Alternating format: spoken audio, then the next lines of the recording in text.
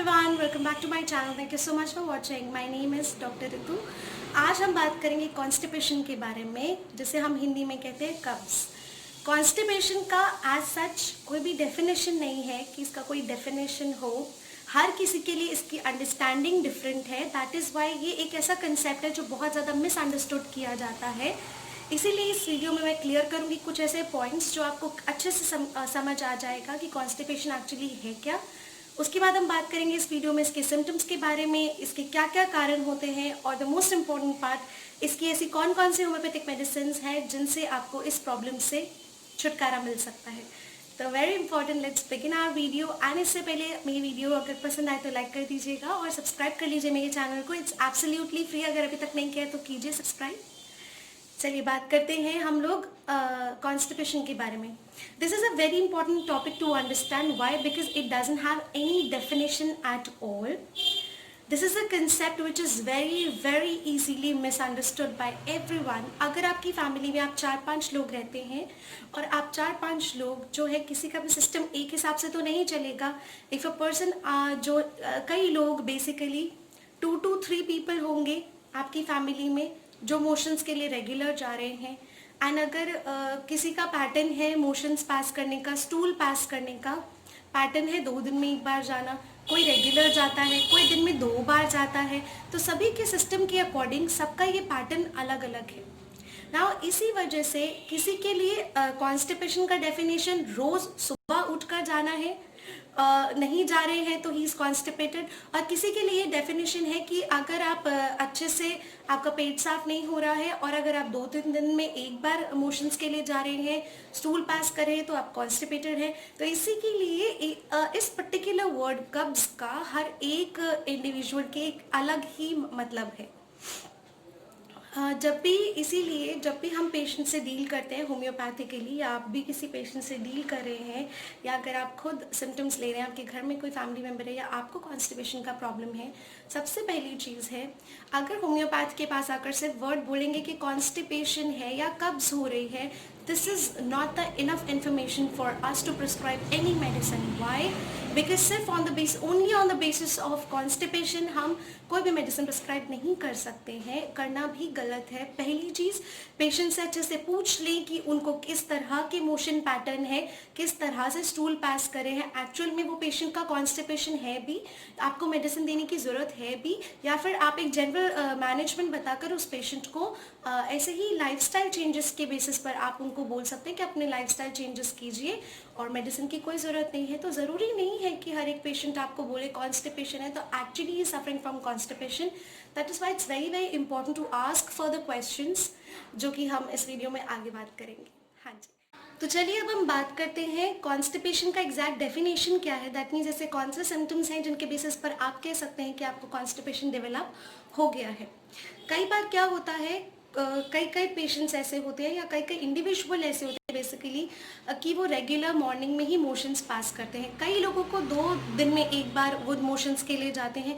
But अगर individual जो है वो 2 दिन में 1 बार भी मोशंस के लिए जा रहा है, उसके स्टूल्स जो है वो हार्ड नहीं है, उसको जोर नहीं लगाना पड़ रहा, अच्छे से पेट साफ हो जाता है, उसको किसी मेडिसिन की ज़रूरत नहीं पड़ती, तो 2 दिन में 1 बार भी जाना नॉर्मल है. वो कॉन्स्टिपेशन नहीं है.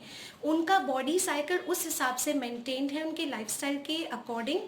और जो रोज़ मॉर्निंग में जा रहे हैं वो तो बेसिकली उनको भी अगर मॉर्निंग में जा रहे हैं, लेकिन जब वो मॉर्निंग में जाते हैं उनको स्ट्रेन करना पड़ता है, उनके स्टूल्स जो है वो हार्ड हैं, उनको जोर लगाना पड़ता है, और वो जब मोशंस पास करते हैं तो भी ऐसा लगता है कि पेट पूरा साफ नहीं हुआ, तो भी वो कॉन्स्टिपेटेड है. दैट मीन्स आप कितनी बार मोशंस के लिए जा रहे हैं वो कॉन्स्टिपेशन का डेफिनेशन नहीं है. कि अगर आप दिन में 2 बार जा रहे हैं तो आप बिल्कुल, आपको कॉन्स्टिपेशन नहीं है, और अगर आप 2-3 दिन में 1 बार जा रहे हैं तो आपको कॉन्स्टिपेशन है. It is not like that. It is all कि आप जो है सिम्टम्स मैं आपको बता देती हूँ ताकि आपको और अच्छे से क्लियर हो जाए. अगर आपके मोशंस जो हैं आपको पास करने में डिफ़िकल्टी हो रही है, आपको दिक्कत होती है लैट्रिन पास करने में, आपको जोर लगाना पड़ता है, आपकी लैट्रिन जो है वो हार्ड है, काफ़ी आपको स्ट्रेनिंग बहुत ज़्यादा करनी पड़ती है, ड्राई है, इसके साथ साथ अगर आपको लगता है दैट योर सेटिस्फैक्शन जो है, आपने मोशंस पास किया उसके बाद भी आपको लगता है आपका पेट अच्छे से साफ नहीं हुआ, तो कॉन्स्टिपेशन में ये होता है, अगर आप जितना मोशंस हमेशा जितनी बार मोशंस जाते हैं, जितना मोशन एक बार में पास करते हैं उससे कम क्वांटिटी आप पास करने लग गए हैं, दैट मीन्स आप कॉन्स्टिपेटेड हैं, दो आपका डाइट बिल्कुल सेम है। अगर आपके पेट में मोशंस के पहले क्रैम्पिंग हो रही है तो ये एक सिम्टम होता है कॉन्स्टिपेशन का। कई बार जो है कॉन्स्टिपेटेड पेशेंट्स को नौसिया रहने लगता है, उल्टी जैसा मन होने लगता है, भूख प्यास भी खत्म हो जाती है। नॉर्मली कई बार ऐसा होता है पेशेंट की बहुत अच्छी भूख लग रही होती है बट वो 2-2 दिन में एक बार मोशंस के लिए जाता है। Again one more important thing, these are the symptoms. If this is happening regularly, अगर ये सारे symptoms आपके साथ रोज हो रहे हैं, then even you are constipated. So it's very much important to understand the fact कि constipation है क्या। Now अगर आप 5-6 लोग रहते हैं, आप किसी को देख के, because they are like regularly passing the motions and they are going for motion regularly, daily, in the morning or in the evening or twice daily, don't ever try to take laxatives and everything. Why? कई बार हम उनको देख के कि motions के लिए रोज जा रहे हैं और हमें 2 दिन तक मोशन नहीं आता, इसकी वजह से अब्यूज ऑफ लैक्सेटिव होने लगता है। ऐसी गोलियां ली जाती हैं जिनसे आपका पेट साफ रहने लगे। अगर आप कुछ समय से या फिर लंबे समय से लैक्सेटिव्स ले लेके 2 दिन में एक बार आप लैक्सेटिव ले रहे हैं और उसके बाद आप मोशंस के लिए जा रहे हैं, आप हर एक ऑल्टरनेट डे में लैक्सेटिव ले रहे हैं, गोली ले रहे हैं, आपको अच्छे से पेट साफ हो जाता है। अगर आप इस मेडिसिन का अब्यूज़ भी करते हैं तो आपको अगर कॉन्स्टिपेशन नहीं भी था, जैसे आपने गलत समझ लिया था, मिसअंडरस्टूड कर लिया था, आपके नॉर्मल रूटीन साइकिल को आपने लैक्सेटिव ले लेकर खराब कर लिया, तो over use of laxatives and purgatives से भी कॉन्स्टिपेशन डेवलप हो जाता है जो आपको पहले नहीं था। So it's very important to understand constipation. I am giving more emphasis over this particular thing because I have seen in my career कि बहुत सारे पेशेंट्स ऐसे आते हैं जिनका नॉर्मल अगर डाइट प्लान भी चेंज कर दिया जाए, उनका मैनेजमेंट भी चेंज कर दिया जाए तो बिल्कुल ठीक हो जाते हैं। They don't need any medicine. And कई पेशेंट ऐसे आते हैं जिन्होंने अपने सिस्टम को भरा होता है with lot of medicine and वो सभी medicine basically abuse of laxatives था और उनको कॉन्स्टिपेशन जो नहीं था वो रहने लग गया। और ऐसे केसेस होम्योपैथी के लिए भी ट्रीट करने बहुत डिफिकल्ट हो जाते हैं। आई मस्ट से अगर आपको कोई भी प्रॉब्लम हो रही है, आप एकदम फ्रेश बॉडी लिए, अगर आप बिल्कुल fresh with a fresh system आप होम्योपैथ के पास विजिट करते हैं तो बहुत इजी होता है आपके केस को डील करना। आपको कोई भी मेडिसिन देंगे तो बहुत अच्छे से काम करेगी।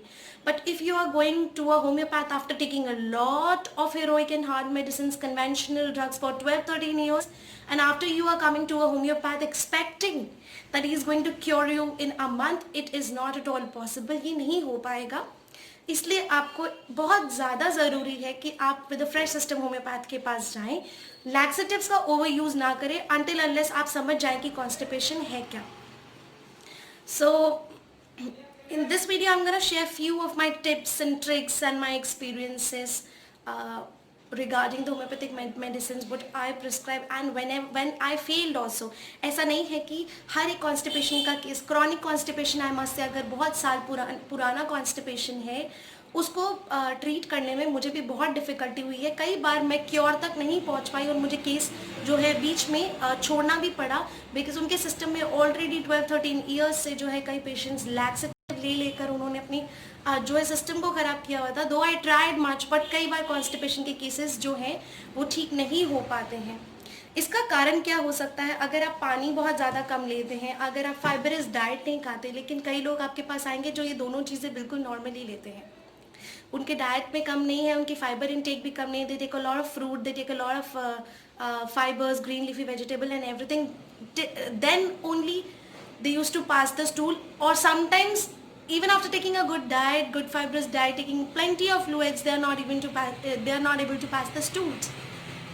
अगर irregular infrequent bowel movements है आपकी, कई बार क्या है आपके लार्ज इंटेस्टाइन जो बड़ी आंत है उसका जो पेरिस्टाल्टिक मोशन है, कॉन्ट्रैक्शन एंड रिलैक्सेशन का मोशन है वो इनफ्रीक्वेंट हो जाता है, वो मसल्स जो है वो टायर्ड हो जाती हैं, वो जो है कॉन्ट्रैक्शन प्रॉपर्ली नहीं कर पाती, इस वजह से भी कॉन्स्टिपेशन डेवलप होता है। अनदर वेरी इंपॉर्टेंट थिंग कि डिफ़िकल्ट अगर पैसेज ऑफ स्टूल है, आपको काफ़ी दिन तक अगर रह रहा है, सेवरल वीक्स तक आपको हो गया है, तो डेफिनेटली ये भी एक कारण है आपका कॉन्स्टिपेशन जो है आपको डेवलप हो जाएगा। अगर आप कुछ हफ्तों तक अच्छे से मोशंस पास नहीं कर पा रहे, अनसेटिस्फैक्ट्री स्टूल हो रहे थे, तो कॉन्स्टिपेशन डेवलप हो जाएगा।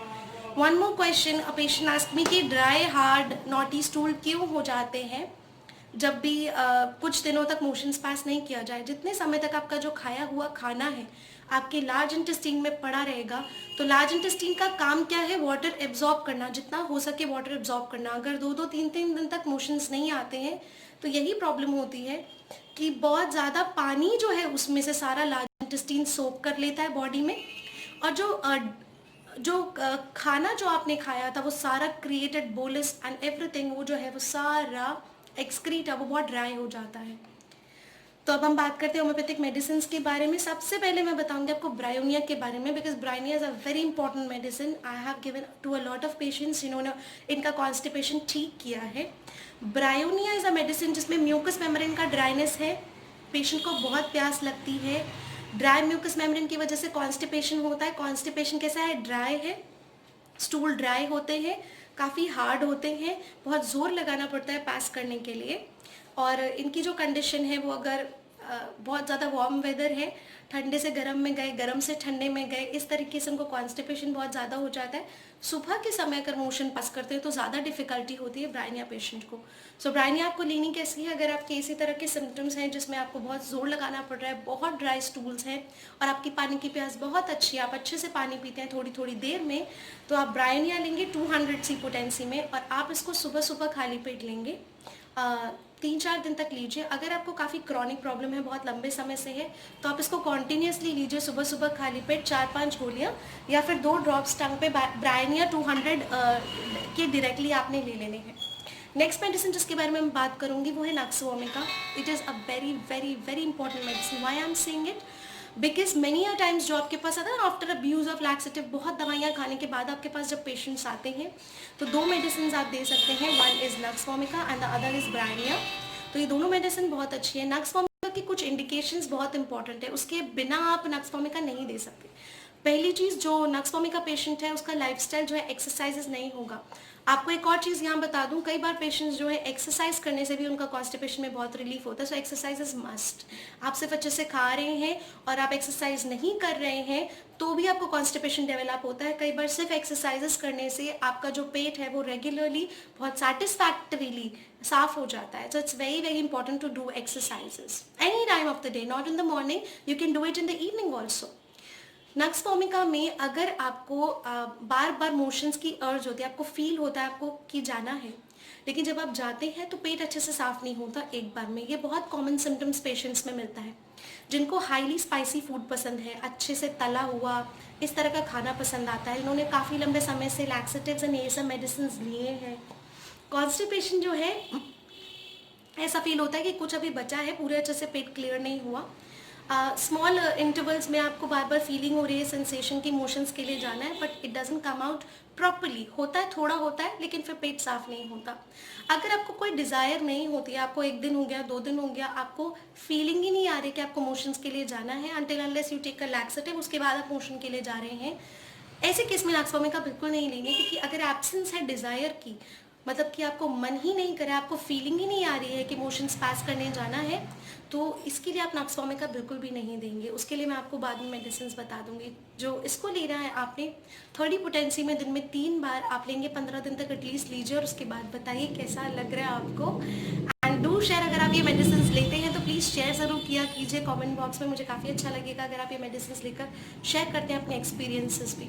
नक्सवोमिका 30C लेनी है आपने दिन में 3 बार एटलीस्ट फॉर 15 डेज, और उसके बाद जिस भी हिसाब से आपको बेटर फील होता है या वर्स होता है आप ज़रूर मुझसे पूछ सकते हैं, तो मैं कमेंट बॉक्स में ज़रूर रिप्लाई करके बता दूंगी। नक्सवोमिका को एक और तरीके से लिया जा सकता है, आप 0/1 पोटेंसी लीजिए, बिकॉज जिनको काफ़ी क्रॉनिक कॉन्स्टिपेशन होता है 0/1 पोटेंसी बहुत अच्छा काम करती है।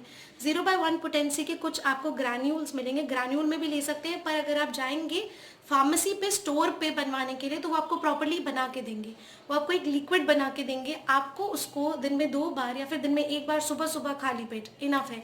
आप सुबह सुबह खाली पेट उसको 10 टाइम्स ऐसे ऐसे ऐसे ऐसे स्ट्रोक दीजिए, एक ढक्कन भर के पीजिए, या 1 चम्मच आप ले सकते हैं टेबल स्पून, आप उसको जो है बहुत अच्छे से